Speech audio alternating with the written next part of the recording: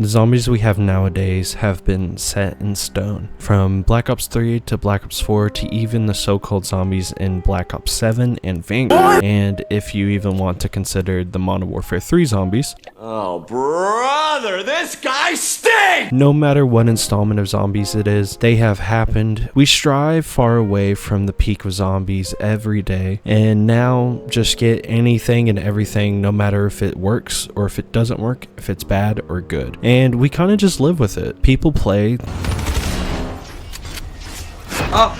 talk, watch videos, and it just always goes the same way. They forget about it, they say, oh, that's cool, and they always think to themselves, this isn't Black Ops 2, this isn't Black Ops 3 or 4, and it will never hit that way. But the thing is, there's a timeline where we didn't have any of this. No zombies, no Black Ops 3, no Black Ops 4 zombies, or at least we would have those games, but every map would just be horrid. And we were closer to that timeline than a lot of people think. We got introduced to zombies with World at War, but still being bare bones, the team knew when Black Ops 1 comes out, they have to go big or go home. So they went big. Black Ops 1 released and zombies was a big component of this game, including the standard survival maps, but also introducing us to Easter eggs, set of challenges and secret objectives to help us understand the story piece by piece. It also helped us figure out who we're fighting with, who we're fighting for, what we're fighting against, and just everything in the zombies timeline. Now, this isn't a whole timeline story of the COD zombies, so I'll just blow through the story of Black Ops 1. Very poorly. We play as 4 main characters known as the Ultimus Crew. This consists of Edward Richtofen, Tank Dempsey, Takeo Masaki, and Nikolai Belinsky. I know on the last name of Takeo I probably butchered it, but you know, so be it. DLC Pack 2 comes out with Call of the Dead, and this is basically where we'll start the story. Our 4 main characters are locked in a room while a zombie breakout is happening during a movie shoot taking place in a 935 research facility in the tundras. Very cold if you don't know what a tundra is. We have the actors of the movie help us fix our teleporter so we can go back to our own timeline / back on our mission, traveling through snow, freezing waters, and always running away from George Romero, the director of the movie, RIP, after fixing the teleporter and Richtofen grabbing things he, shouldn't be doing. Oh, I think I found a lever. Perhaps this will turn on the light. No! Let go! That's not a lever! Richtofen! The crew teleports away. We enter Kino. Not much story here. There is story, but not much. Just kind of a place stop and quote-unquote rest. After this, we go to Ascension. We end up blowing up a rocket, helping release a scientist named Yuri Zelensky from Samantha Maxis's control. Samantha Maxis is the head antagonist in BO1, trying to stop us and being able to control the zombies. Helping Yuri leave the control of Maxis helps us with the pursuit of Samantha. We leave and end up in Shangri-La. We learn about 2 explorers named Brock and Gary. They activated the eclipse, which caused them to be stuck in a time loop. When we arrive, we are automatically stuck in this time loop as well. After helping Brock and Gary leave the loop, we acquire the time stone and now are able to leave the loop as well. Finally, Moon. We end up in Area 51, teleporting to the moon, which holds a 935 facility, and this is where Samantha Maxis is located. After opening a pyramid that holds Samantha, Richtofen executes his actual plan, transferring his and Samantha's bodies, making Richtofen control of the zombies. After this, he launches some missiles to the earth, blowing parts of it up, and that's the end of Black Ops 1. Now, this story left us on a cliffhanger. Why Earth? What does Richtofen do with the zombies? Who truly is Samantha Maxis? And did she know what Richtofen was going to do all along? After some long wait, September 13th, 2012 rolls around. We get our first BO2 Zombies trailer. It's dark, it's gloomy, it's gritty. All we see is a bus, then bam! People killing zombies, epic rock music, wow, cool, oh my god, what? After the trailer finishes, you sit there, so hyped for the new zombies. But in your mind, you're just thinking of the center point of this trailer, the bus. There has never been transportation besides the lunar landers in Black Ops 1, but transportation on wheels? It just makes you wonder. Black Ops 2 drops and a big majority of people are excited for the zombies. People played for hours and was automatically disappointed and dumbfounded. Black Ops 2 Zombies had such a terrible launch, everyone just didn't know what to do. Transit was too ambitious, too large, and not in a good way. Everyone realized you have to rely on the bus, because if you miss the bus, you're running through fog for hours. Not really, but for hours. Riddled with denizens, these little creatures that just claw at you, lava, and just every moment you're in agonizing pain. If you don't have Jug after some claws and after some lava, you're done for. Plus, such a bad wonder weapon, basically being unusable. People were not happy at all. The story was fine. I mean, no one cared for the story after they did the Easter egg. There's people that cared, but not a lot of people cared after that. In this story, it picks up from BO1 basically. Richtofen is a big factor. I mean, he controls the zombies, but he also can talk to one of the new crew members, also known as the Victus crew, Samuel Stuhlinger, this guy. When the outbreak happened, he was part of a zombie eating cult, and Richtofen, being control of the zombies, was able to talk to Stuhlinger in his mind. How did you... What? What do you mean, mend the rift? Well, maybe I don't wanna. Huh? Did you think of that? Using him and the others as pawns in his big plan to have full power over Maxis, this guy. Telling them that he'll make everything better, he's the good one, and don't listen to Maxis. Hello? Richtofen? Has something gone wrong? We did everything you asked! You haven't forgotten about us, have you? What are you talking about? We found the Agarvan device! Now, in this game, you can pick from two sides of the story. Rather, you help Richtofen, giving him power over Maxis, or you help Maxis being able to stop Richtofen's plans. When Transit released, there was two other maps, basically three, but two other maps with it, Town and Farm. Branches of the original Transit map, but these are now their own small survival maps where you don't have to worry about going through the fog, going to get the bus, electricity. Perks are turned on anyways, you just go and find it. Plus, Nuketown Zombies as an extra survival map for the low price of $5 or $6. A lot of people played these maps because no one wanted to deal with Transit, but everyone was so tired of lava. But even then, both Town and Farm had lava everywhere, somewhat bearable, but everyone was just so tired of dealing with lava, and Nuketown Zombies was so bland, and the whole game you were in God's hand. Perks would fall from the sky every couple of seconds, so a lot of the times you'll be playing rounds and rounds. No Jug, no quick revive, or even a pack-a-punch gun. Once again, people didn't like this. But you know what? It can only get better from here.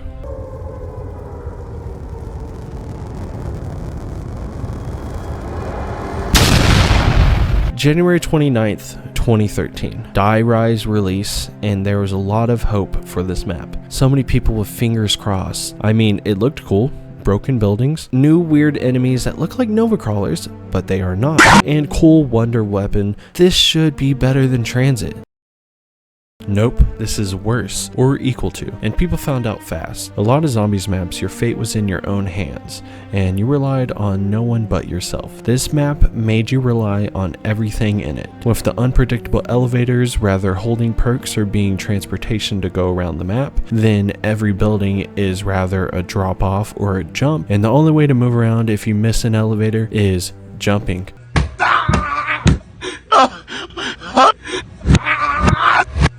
But guess what? If it's too high of a jump, you die to fall damage. Or miss. Bam. Fall to your death. No matter what it is, you're falling and you're dying. But yes, the cool wonder weapon. Wow, look at it. I mean, you use it in the Easter egg. You shoot it at balls. Make them slippery balls. Each of the balls. This wonder weapon makes you slide, and I mean sliquify, it's in the name. But from the map layout, Easter egg, ledges, lots of ledges, plus the hinting of PhD, which Black Ops 2 loves to do. This map would have been amazing if PhD was in it, and I mean, they know that. That's why they hinted at it, but never gave it to us. All they did was give us who's who. I mean, let's be for real here. Who's who? This map flopped, failed so hard, everyone went back to Black Ops 1, playing the Black Ops 1 maps, and every now and then playing BO2, but also just shelving it for the rest of the time. This little drought made some people give up on zombies, even some content creators wanting to quit from it, aka Tombstone himself, Mr. T-Lexify. At this point, no one was hoping for this game anymore. People were just done altogether. April 11th, 2013. New Black Ops 2 trailer released, showing new multiplayer maps and even teasing at the new Zombies map. This time this map felt different. There was new cast members and we're in a creepy rundown prison. They don't give us enough knowledge or info to let us know what's happening here. People started speculating, and for once since the beginning of BO2, people were excited for something new. April 16th, Mob of the Dead drops and we bust into our dance move. And people were blown away. So much detail, so much new innovations and gameplay mechanics for once in the game's cycle. People were satisfied. But how did the people who made the last 2 bombshells of a map make this map? Was this an amazing comeback story, a generational turnaround, or was it just wizardry? This all happened because of one singular person.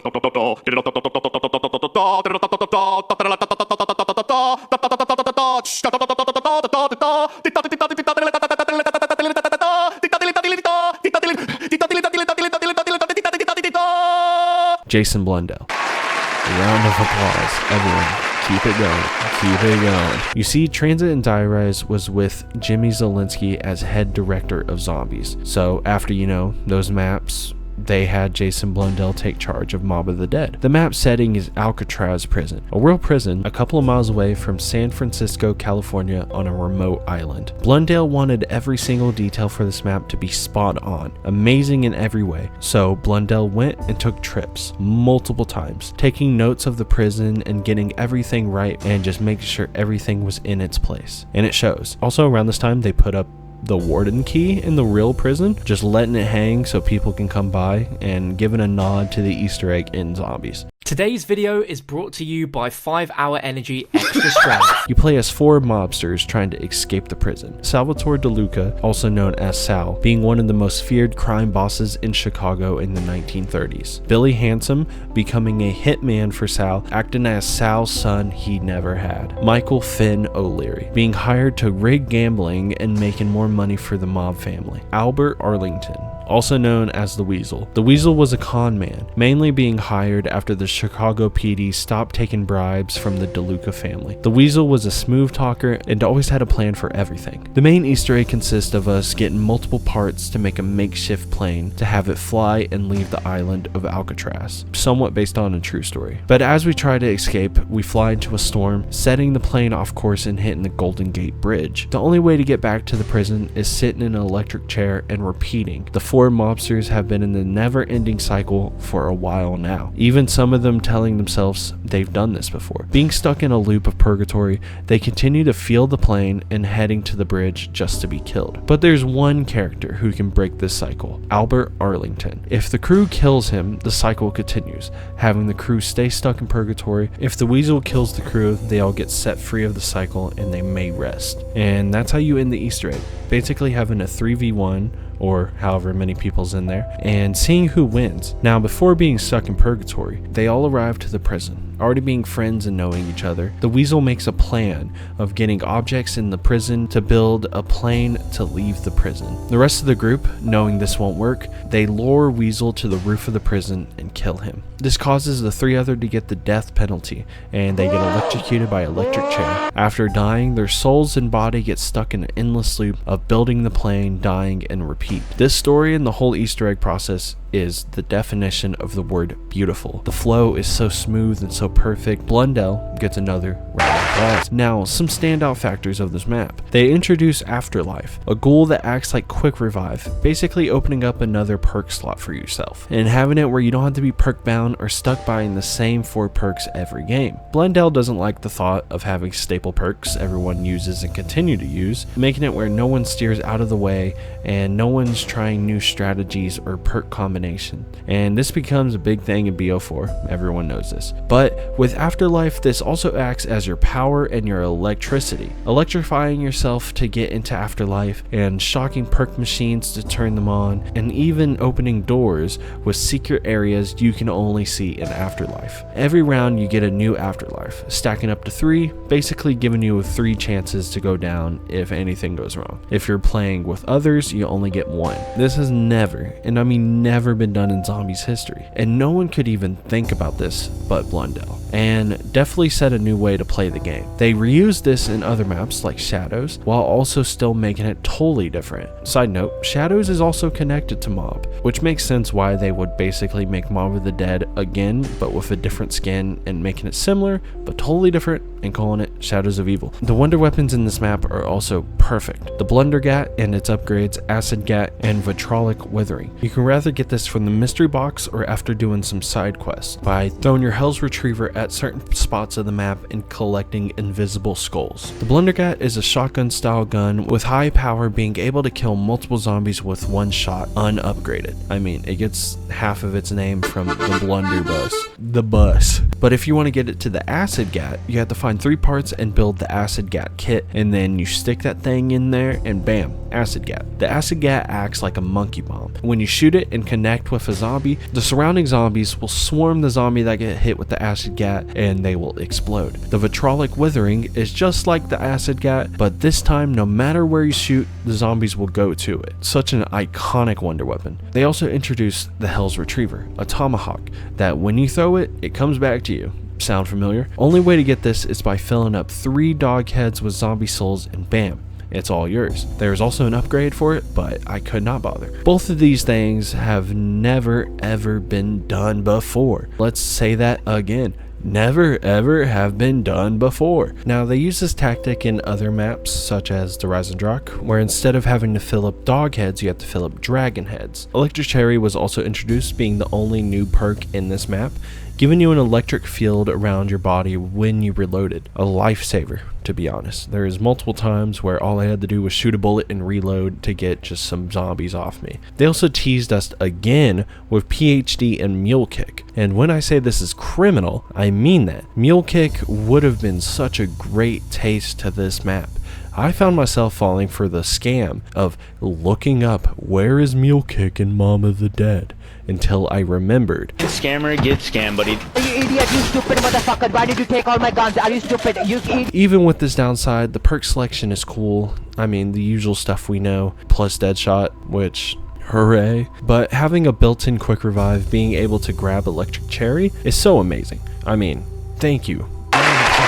Now, I haven't played this map in ages, so I forgot how beautiful this map was. As soon as I loaded up the game and started playing, I was blown away by the detail, especially being a 13-year-old map at this point. Rather it being the beauty of the docks, the underground of the prison, the middle of the prison, even the top of the prison and the rooftop. Everything looks amazing and feels spooky, while also being comfortable in a strange way. You know these hallways up and down, and you know the walkways, but you still feel unease because any minute you can be trapped. The skybox of Mob of the Dead being cloudy and stormy and even having fireworks in the distance just give you something to look at and admire. The small amount in details with the fireworks is beautiful and amazing. The Golden Gate Bridge is peak. That moment of when you're falling from the plane, being on the bridge, seeing the plane fall to the side of you, and having such an open space to yourself, just letting you breathe. But then the zombies and Brutus show up and you're back on your feet. Also, Brutus.